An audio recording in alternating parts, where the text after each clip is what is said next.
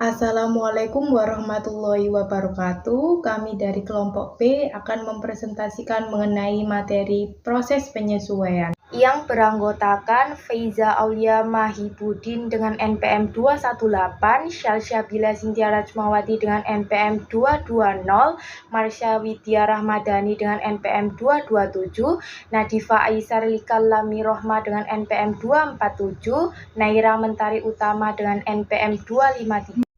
Nah, yang pertama ada karakteristik proses penyesuaian, yaitu transaksi dicatat dengan sistem double entry accounting. Sebelum laporan keuangan disusun, perlu dilakukan penyesuaian akun. Nah, ada akuntansi berbasis akrual versus kas. Jika akrual, pendapatan dicatat saat jasa dilakukan atau produk dikirimkan, meski kas belum diterima. Jika kas, pendapatan dan beban dicatat saat kas diterima atau dibayar. Nah, yang pertama ada karakteristik proses penyesuaian, yaitu transaksi dicatat dengan sistem double entry accounting. Sebelum laporan keuangan disusun, perlu dilakukan penyesuaian akun. Nah, ada akuntansi berbasis akrual versus kas. Jika akrual, pendapatan dicatat saat jasa dilakukan atau produk dikirimkan, meski kas belum diterima. Jika kas, pendapatan dan beban dicatat saat kas diterima atau dibayar. Selanjutnya ada pengakuan pendapatan dan beban. Prinsip pengakuan pendapatan yaitu pendapatan diakui ketika jasa atau produk telah diberikan kepada pelanggan. Kemudian ada prinsip pengakuan beban, yaitu beban diakui pada periode yang sama dengan pendapatan terkait prinsip pengaitan. Contoh, Netflix, yaitu pendapatan dari biaya langganan bulanan, beban konten dialokasikan sesuai masa tayang. Selanjutnya ada proses penyesuaian. Proses penyesuaian ini dilakukan di akhir periode untuk memastikan saldo debit sama dengan kredit, mencerminkan perubahan akun aset, liabilitas, pendapatan, dan beban. Kemudian ada proses penyesuaian adalah analisis dan pemuktahiran akun-akun pada akhir periode sebelum laporan keuangan disiapkan. Kemudian ada ayat jurnal penyesuaian adalah ayat jurnal yang memutakhirkan saldo akun pada akhir periode akuntansi. Selanjutnya ada akun yang memerlukan penyesuaian, yaitu ada dua, akrual dan tangguhan. Jika akrual, pendapatan yang sudah diperoleh tapi belum dicatat. Beban yang sudah terjadi tapi belum dicatat. Contoh, piutang usaha, utang gaji. Jika tangguhan, ketika kas terkait pendapatan atau beban di masa depan yang dicatat di awal sebagai liabilitas atau aset, seperti pendapatan diterima di muka dan beban dibayar di muka. Jurnal penyesuaian untuk akrual terbagi menjadi dua. Yang pertama ada pendapatan yang masih akan diterima, yaitu suatu jasa atau pekerjaan telah dilakukan oleh perusahaan, tetapi perusahaan belum menerima imbalan. Yang kedua, ada beban yang harus dibayar, yaitu suatu beban sudah terjadi atau pihak lain telah memberikan jasa ke perusahaan, tetapi perusahaan belum membayar. Pendapatan yang masih akan diterima. Selama satu periode akuntansi, sejumlah pendapatan hanya akan dicatat ketika ada kas yang diterima. Oleh karenanya, pada akhir periode akuntansi, bisa saja terdapat pendapatan yang telah diterima tetapi belum dicatat. Untuk kasus ini, pendapatan dicatat dengan mendebit akun aset dan mengkredit akun pendapatan. Untuk contoh kasusnya adalah sebagai berikut. Solisinet menandatangani sebuah perjanjian dengan Damar pada 15 Desember. Perjanjian menyatakan bahwa Solisinet akan menjawab pertanyaan melalui komputer dan memberikan bantuan kepada karyawan Damar. Layanan tersebut akan dibebankan pada Damar tanggal 15 setiap bulannya dengan tarif Rp20.000 per jam. Per 31 Desember, Solisinet telah menghasilkan 25 jam layanan bantuan kepada Damar. Nah, dari kasus tersebut, diketahui pendapatan sebesar 25 jam dikali 20.000 sama dengan 500.000 akan ditagihkan pada tanggal 15 Januari. Meski demikian, Solisinet telah memperoleh pendapatan di bulan Desember. Klaim terhadap pelanggan terkait pembayaran sebesar 500.000 merupakan piutang usaha atau aset. Oleh karenanya, akun piutang usaha ditambah di debit sebesar 500.000 dan akun pendapatan jasa bertambah di kredit sebesar 500.000. Ayat jurnal penyesuaian dan akun T yang dibuat adalah sebagai berikut. Selanjutnya, beban yang masih harus dibayar. Beberapa jenis jasa biasanya dibayar setelah digunakan. Sebagai contoh, beban upah diakumulasi per jam. Namun, pembayaran mungkin dilakukan secara harian, mingguan, 2 mingguan, atau bulanan. Pada akhir periode akuntansi, jumlah terutang yang masih harus dibayar adalah beban dan merupakan liabilitas. Sebagai contoh, jika hari terakhir dari periode pembayaran gaji bukan merupakan hari terakhir periode akuntansi, beban yang masih harus dibayar atau beban upah dan liabilitas terkait atau utang upah harus dicatat menggunakan ayat jurnal penyesuaian. Ayat jurnal penyesuaian ini diperlukan agar biaya-biaya dapat dicocokkan secara tepat dengan periode terjadinya biaya-biaya tersebut untuk menghasilkan pendapatan. Contoh kasusnya, Solusinet membayar karyawannya 2 minggu sekali. Pada Desember, Solusinet membayar Rp950.000 pada 31 Desember dan Rp1.200.000 pada hari-hari seperti yang ditunjukkan sebagai berikut. Pada tanggal 31 Desember, Solusinet mempunyai utang untuk membayar upah karyawannya sebesar Rp250.000 untuk Senin dan Selasa, 30 dan 31 Desember. Setelah jurnal penyesuaian dicatat dan diposting, saldo debit akun beban upah menjadi Rp4.525.000 yang merupakan beban upah untuk 2 bulan, November dan Desember. Saldo kredit Rp250.000 pada utang upah merupakan liabilitas upah yang terutang per 31 Desember. Seperti yang ditunjukkan pada kalender sebelumnya, Solusinet membayar upah sebesar Rp1.275.000 pada tanggal 10 Januari. Pembayaran ini meliputi upah yang masih harus dibayar sebesar Rp250.000 yang dicatat pada tanggal 31 Desember.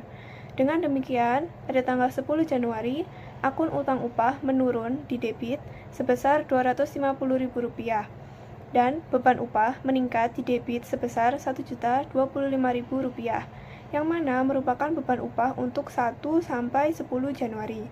Pada akhirnya, akun kas menurun di kredit sebesar Rp1.275.000. Ayat jurnal untuk pembayaran upah pada Januari ditunjukkan sebagai berikut.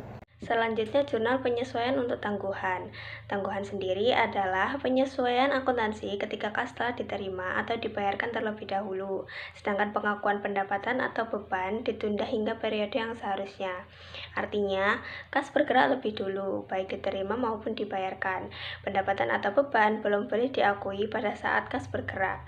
Pengakuan baru boleh dilakukan di periode yang tepat, tujuannya untuk menyesuaikan pendapatan dan beban sesuai matching principle. Tangguhan ada 2 jenis. Yang pertama, pendapatan diterima di muka. Yang kedua, beban dibayar di muka. Pendapatan diterima di muka, uangnya diterima terlebih dahulu, tetapi jasa atau produk belum diberikan. Ketika diterima, dicatat sebagai kewajiban karena perusahaan masih berhutang jasa.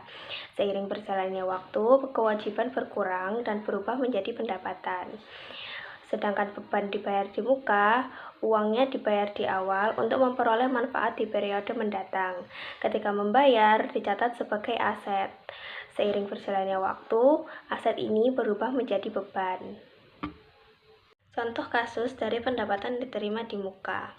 Pada tanggal 1 Januari, perusahaan menerima uang sewa sebesar Rp12 juta untuk jangka waktu 1 tahun. Ketika kas diterima, jasa sewa sama sekali belum diberikan. Oleh karena itu, pada pencatatan awal, kas dicatat di debit sebesar 12 juta dan sewa diterima di muka dicatat di kredit sebesar 12 juta. Kemudian, setelah 1 bulan berjalan, yaitu pada akhir Januari, perusahaan sudah memberikan jasa selama 1 bulan, maka sebesar Rp1 juta boleh diakui sebagai pendapatan. Dampaknya terhadap persamaan akuntansi adalah pada awal transaksi, aset bertambah karena kas masuk dan liabilitas juga bertambah karena muncul kewajiban sewa diterima di muka. Lalu setelah 1 bulan, liabilitas berkurang, sementara ekuitas bertambah karena pendapatan mulai diakui. Berikutnya, contoh kasus beban dibayar di muka. Pada tanggal 1 Januari, Selanjutnya akan membahas jurnal penyesuaian depresiasi. Aset tetap atau fixed asset adalah sumber daya fisik yang dimiliki dan digunakan juga oleh perusahaan dan bersifat permanen atau memiliki umur manfaat yang panjang. Aset tetap merupakan jenis beban dibayar di muka dengan jangka panjang. Namun karena sifat dan umur manfaatnya yang panjang, aset ini dibahas terpisah dari beban dibayar di muka lainnya seperti perlengkapan dan asuransi dibayar di muka. Lalu yang kedua, aset tetap seperti peralatan kantor digunakan seperti perlengkapan, yaitu untuk menghasilkan pendapatan. Namun tidak seperti perlengkapan, terjadinya penurunan peralatan atau aset dalam hal kuantitas atau fisik, yang tidak dapat terlihat secara kasat mata. Penurunan ini biasa disebut dengan depresiasi atau penyusutan. Ayat jurnal penyesuaian untuk mencatat depresiasi sama dengan jurnal penyesuaian untuk penggunaan perlengkapan. Akun yang didebit adalah akun beban depresiasi, akan tetapi akun aset peralatan kantor tidak dikredit karena harga perolehan aset tetap. Akumulasi jumlah depresiasi yang telah dicatat sejak pembelian biasanya dilaporkan di laporan posisi keuangan. Akun yang dikreditkan adalah akumulasi depresiasi atau accumulated depreciation. Akun akumulasi depresiasi disebut akun kontra atau akun aset kontra karena akun tersebut dikurangi dari akun aset pasangannya di laporan posisi keuangan. Dengan posisi saldo normal, akumulasi ini adalah dikredit. Lalu ini adalah beberapa nama-nama yang biasa digunakan untuk aset tetap dan akun aset kontra terkait adalah tanah. Akun aset tetapnya yang pertama tanah, akun aset kontranya tanah-tanah yang tidak disusutkan. Lalu gedung menjadi akumulasi depresiasi gedung. Lalu yang ketiga peralatan kantor menjadi akumulasi depresiasi peralatan kantor. Peralatan kantor menjadi akumulasi depresiasi peralatan kantor. Lalu selanjutnya akan membahas ringkasan proses penyesuaian. Ringkasan ayat penyesuaian dasar ditunjukkan pada tampilan 6, seperti di gambar yang satu ini. Ayat jurnal penyesuaian untuk SolusiNet ditujukan pada tampilan 7. Ayat jurnal penyesuaian diberi tanggal per hari terakhir periode tersebut. Akan tetapi, karena proses pengumpulan informasi mengenai penyesuaian membutuhkan waktu, maka ayat jurnal biasa dicatat pada tanggal setelah hari terakhir periode. Setiap ayat jurnal penyesuaian biasanya didukung dengan penjelasan. Seperti di tampilan yang pertama ini, di gambar pertama. Contohnya, jasa telah diberikan tetapi belum ditagihkan bunga yang masih akan terima. Alasan penyesuaiannya, jasa diberikan kepada pelanggan tetapi belum ditagihkan atau dicatat pendapatan bunga telah terjadi tetapi belum diterima atau dicatat.